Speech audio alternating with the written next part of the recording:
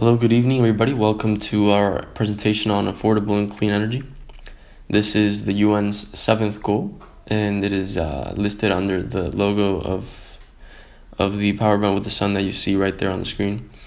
And throughout this presentation, we hopefully will try to answer the questions: what is this goal about? How it is measured, and what are we doing through what are the efforts that we are making to reach said goal. Now, first things to do would be defining the goal. We need to know what clean and affordable energy really is. Clean energy refers to renewable energy, any sort of solar, wind, hydroelectric power, anything like that. Any of those listed will be examples of renewable energy, as well as many others. Now, affordable energy just refers to the availability and accessibility for all people of said renewable energies. Now, we have this video here to hopefully answer or define this goal a little bit more. Here is how my morning routine looks like. I wake up, brush my teeth, get a cup of coffee, read the latest news, charge my laptop, and drive to school. How would this change for me if, as 1.8 billion people, I would be deprived of electricity? How would you feel knowing that 3.2 billion people nowadays use coal, crop and animal waste to cook their food and to heat their houses? The world needs a light bulb moment. And this moment is now.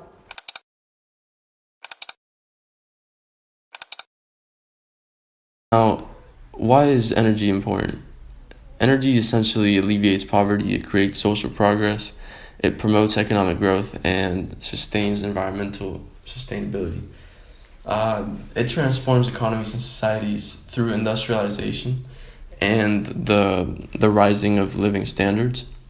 And nowadays, energy constitutes basic human needs like nutrition and warmth, because without a cooking stove, we could not cook our meals, which is why energy is important nowadays.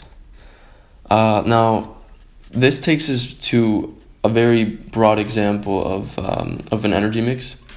In this particular case, it was 2017 for the U.S., and the numbers on the left indicate the percentages of said fuels into the energy consumption of the year, and the lines just simply represent where that energy is going to.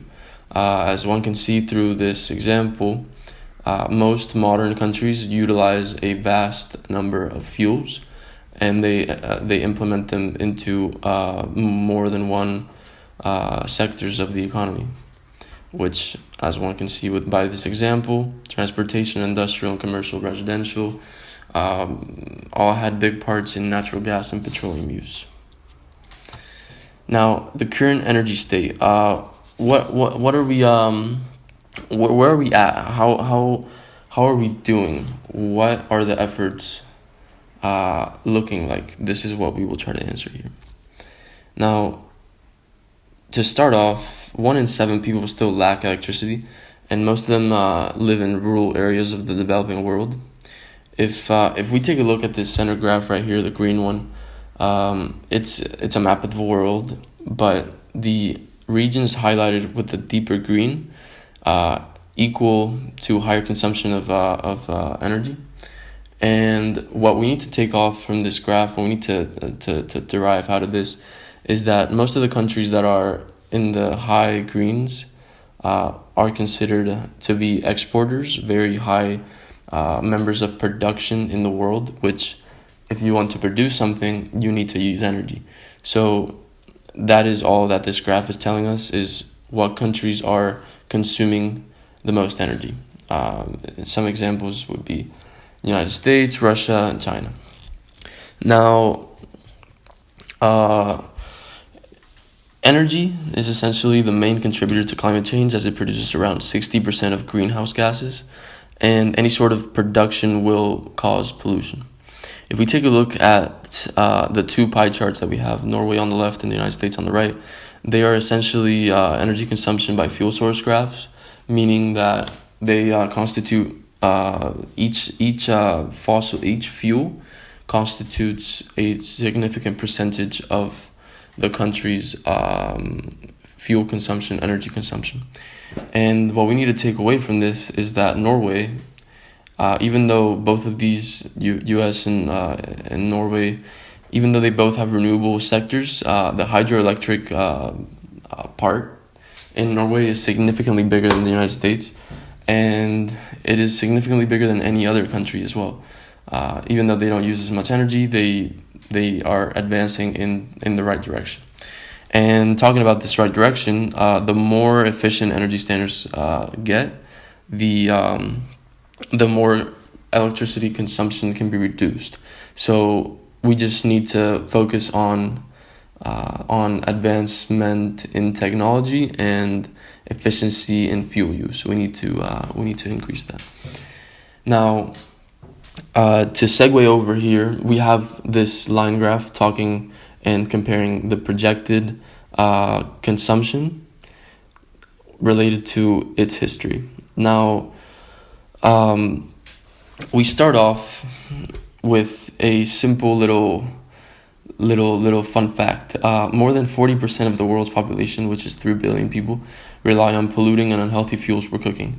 And coal, in this example, is essentially the only, it's not the only unhealthy and polluting fuel, but coal in the developing economy is a very important aspect of the daily life. And more than 40% of the world's population, sadly, still cooks with coal. Now, looking at the renewable spike that happened around 2019, I think it might be due to we think it would most likely be due to the global warming starting to actually impact society and people realizing, hey, we need to take effect, we need to change things. That's most likely why the renewable spike started happening and why it will continue to project up. Now, apart from that, 20% of power was generated through renewable resources as of 2015, which is pretty good, but considering we are now in 2020, that number has increased and will hopefully continue to increase. And this renewable sector employed a record of 10.3 million people in 2017, which again, that was in 2017. Now, it will most likely be around 15 million people. But one can see that this is a clear example of a developing industry, a developing market, and increasing economy force. Now, this next section in the presentation, we'll talk about and we'll compare some graphs to the goals described by the Sustainable Development Goal. Now, this first one talks about the share of final energy consumption from renewable resources, and this is literally just the energy share of the total final energy consumption in each of the countries. And as denoted by the lower line, the blue line, the world line. Now, the goal is by 2030 to increase substantially the share of renewable energy in the global energy mix. And as one can see, share of final energy consumption from renewable resources has been slowly decreasing through time. For some reason, there seems to be a decreasing amount of I could guess wind or even solar panels production going down for some reason. But the important thing of this is that the world line has not really increased. And this is bad because by 2030, we want to increase this line, right? So we need to get to work, essentially. This is what this graph is telling us. We need to get to work. Now, this next one is a map of the world that essentially shows what countries have access to clean fuels and technologies for cooking in 2016. As denoted by the darker countries, most of the developed world has access to clean fuels and technologies. But large parts of Asia and vast majority of Africa does not. They consume carbon. They consume coal and very bad pollutant. most of these undeveloped countries are doing pretty bad in terms of healthy cooking. So again, by 2030, we need to ensure universal access to affordable, reliable, and modern energy services, which require a vast number of other inputs such as capital, investment, productivity, and infrastructure. But all this graph is telling us is what countries have developed means of cooking and what countries don't. Now, again, this is another map of the world, but this time it shows the share of the population with access to electricity, which in a term is way more than before than the last one, because the last one is cooking, fuels for cooking, but this is simply electricity, which one can see that the majority of the world is highly connected. But again, there are very large parts of Africa that have very few individuals connected to the internet. And again, by 2030, we need to ensure access to affordable, reliable, and modern energy. So by looking at this graph, one can see that we are essentially headed in the right direction. We just need to know a few indicators for investment in certain different areas. But we are headed in the right direction. And this last one relates to the financing section of this whole goal.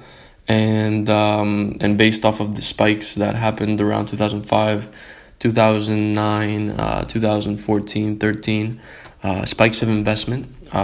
This graph shows, international finance received for clean energy in 3 countries: Ethiopia, Cote d'Ivoire, and Burundi.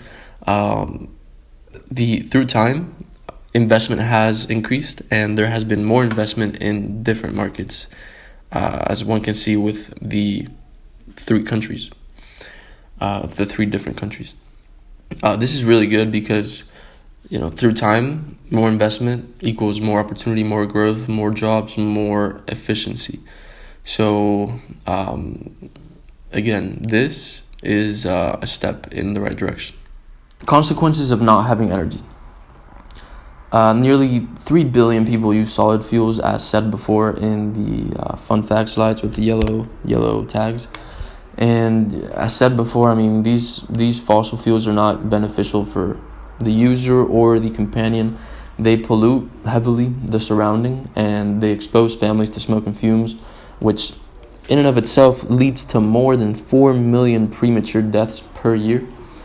And apart from all the negative fume effects, the collection of such fuels entails physical burden and exposes people to other health issues, such as, having a worse back because you've been carrying coal for 30 years of your life, cutting wood, anything that can physically hurt someone over a long period of time is the consequences of not having energy.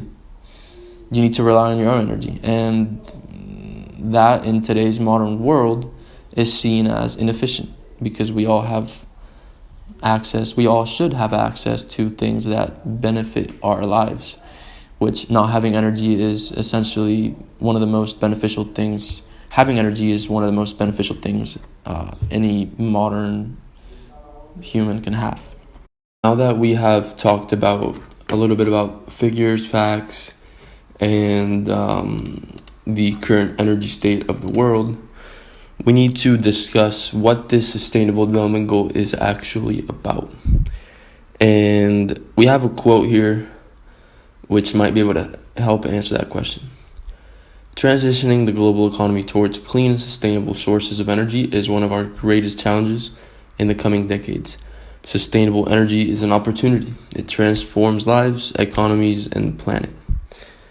Now, the literal description of Sustainable Development Goal number 7 is to ensure access to affordable, reliable, sustainable, and modern energy for all. On their website, they have 5 targets, which will be discussed in a little bit. They have 640 partnerships, which contribute to goal number 3 about the investment side of things, and 66 publications and 192 documents, which just relate to projects through the decades that they've done.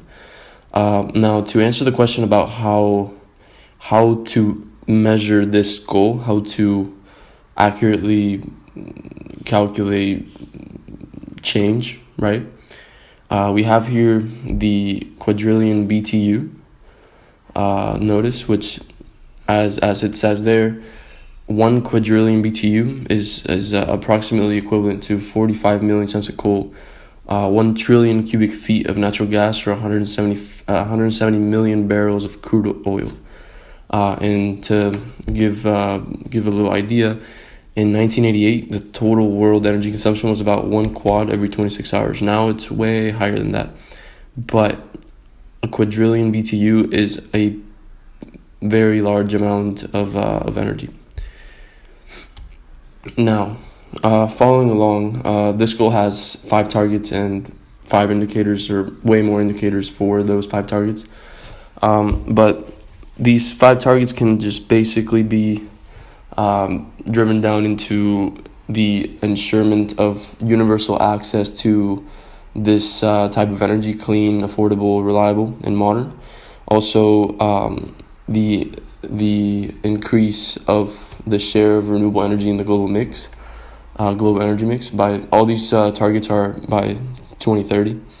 And also by 2030, they want to double the global rate of improvement in energy efficiency. So they just want to, hopefully with advancements in technology and efficiency and all that field entails, hopefully those advancements will double the global rate of improvement in energy efficiency. Now, also by 2030, they want to enhance international cooperation to facilitate access to clean research technology and cleaner fossil fuel technology, promote investment in energy infrastructure. So, by 2030, they just want to literally enhance international cooperation. They want people to be alert. They want people to know that this is a open market. This is an open market, and they have investment opportunities. They have goals to reach. They have indicators that are telling us that we are doing good, that we are on track. For example, the indicator 7.3.1, energy intensity measured in terms of primary energy and GDP. GDP has been increasing pretty substantially for the past 30 years and will continue to increase, the world GDP, as new economies and new developed countries help developing economies to end developed, which is a goal that comes with investment in energy and cleaner sources of fuel and more connectivity. So now the last one is literally just expanding infrastructure and upgrade technology for supplying modern sustainable energy services for developing countries, and in particularly landlocked developing countries in accordance with their respective programs of support. Now infrastructure is literally just connectivity, getting people connected, getting the roads up, and getting things to where they need to be. Now these targets are mainly just for targets, as I said, but the important thing is the 3 sub-goals that this development goal has. The first one being increasing access to affordable, reliable, and sustainable energy. This is also one of the targets, but this is one of the 3 main goals. Now, increasing access to affordable, reliable, and sustainable energy entails promoting access to clean, affordable, and reliable energy services for households, communities, and business alike. Now, in a developing country, because most of these labor-intensive targets will have to be met in developing countries, which developing countries have residents but not many businesses, and this goal simply supports the development of energy access plans. I mean, it supports countries in preparedness and recovery process in disaster and conflict affected states. It basically just puts a safety net on people, and the more access and the more availability that the world has to affordable, reliable, and sustainable energy, the closer we will be to meeting this goal. Yeah, it's just that. And number 2 is increasing the global rate of improvements in energy efficiency.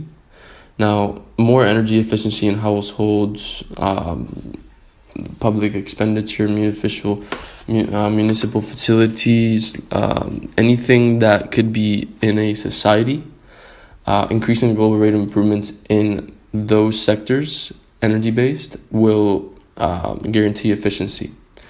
Essentially, is just talking about how if we assist governments, if we support if we support governments and assist and create efficiency policies and legislation, as well as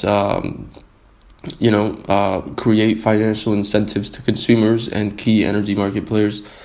If we do that, we secure funding, we secure interest, we secure a future position, which in terms of improvements in energy efficiency is all that we need. We need to come together, good minds, great minds, and then think of solutions that can solve existing problems. Because right now, in terms of energy efficiency, yeah, there's been some advancements made, but they were all really slow. Really, in terms of like renewable energy, we know what we have, we know what we can do with it, but we don't make it better.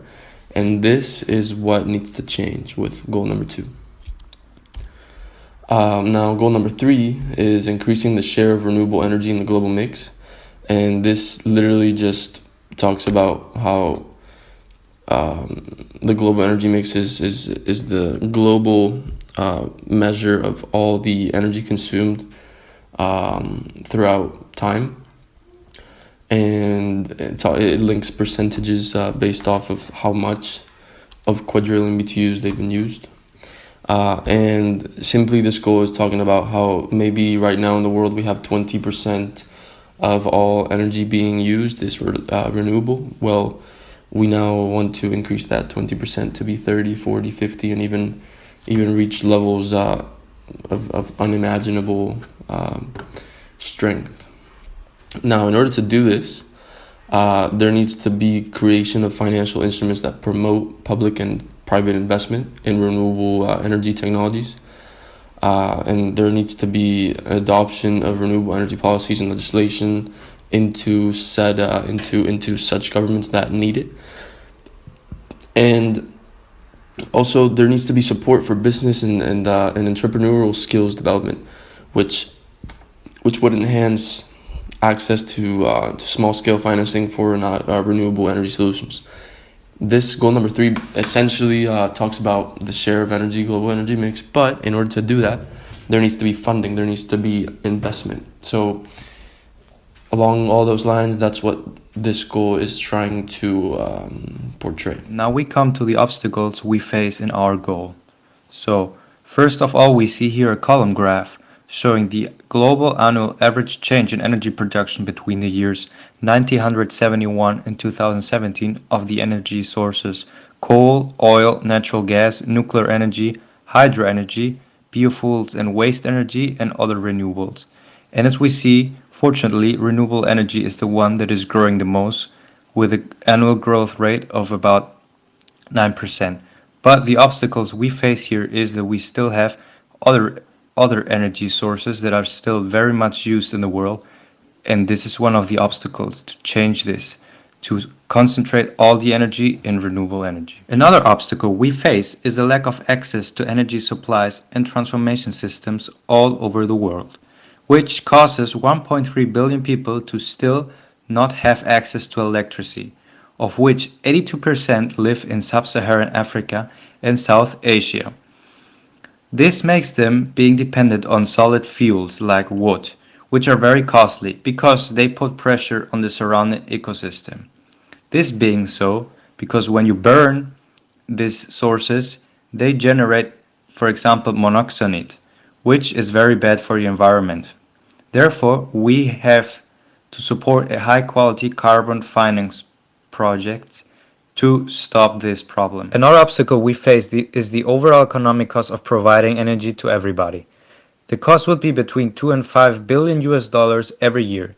And if we double the global share of renewable energy, the average annual investment of US dollars would be $770 million until the year 2013. And the problem is that the private sector and the public sector don't have enough money to supply this. Another big issue is the growth of population, as we see in this column graph that shows the population of China, India, Africa in 2018 and how much the population will grow until 2040. And the problem is that the more population we have, the more people we have energy to provide to. The global electrification rate rose from 83% to 87% between the years 2010 and 2015, and it is estimated to continue to grow above 90% in the future. Moreover, the global share of population with access to clean cooking fuels and technologies due to the providing of energy reached 61% in 2017, and in 2010 it was 57%. The renewable energy share of total energy consumption in the world gradually increased from 60.6% in 2010 to 75% in 2016. In addition to that, the international financial flow in developing countries in support of clean and renewable energy reached 18.6 billion in the year 2016, almost doubling the 9.9 billions we had in 2010. And the global primary energy intensity, the ratio of energy used per unit of GDP in the world, improved from 5.9% in 2010 to 5.1% in 2016. And here we have two short examples of how the SDG fund programs promotes the use of renewable, sustainable sources of energy and construction techniques that are more energy efficient.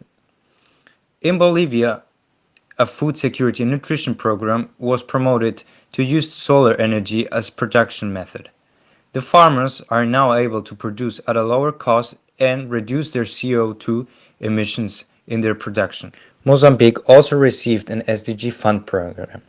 This program is a government facility that promotes resource efficiency through reduced energy, water and material usage, and the management of the waste produced.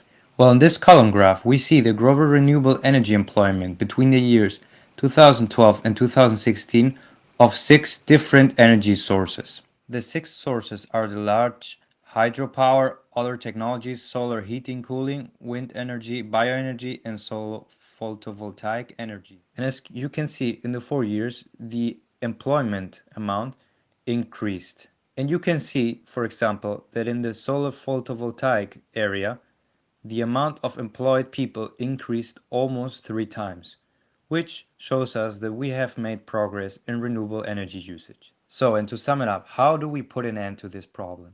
Well, there are 2 important things. We should invest more in renewable energy sources like wind energy, solar energy, and promote the transport modes with reduced energy consumptions like electric cars, electric bus, and other clean energy vehicles.